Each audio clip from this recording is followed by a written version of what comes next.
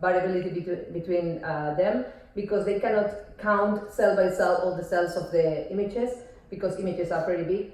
So they do an estimation and they have a variability. So with an automatic method, we can help them try to improve this objectivity. So in this project, we are developing a software that quantifies, automatically identifies, classifies, and quantifies the presence of biomarkers in immunohistochemistry images. And we try to do it in an objective, precise, and reproducible way.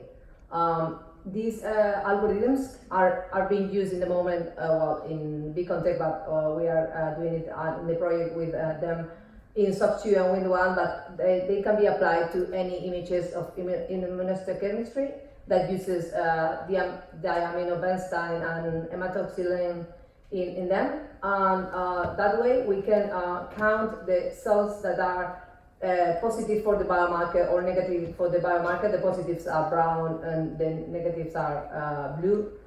And that way we can use these algorithms in all the cancer types or all the biomarkers for breast cancer.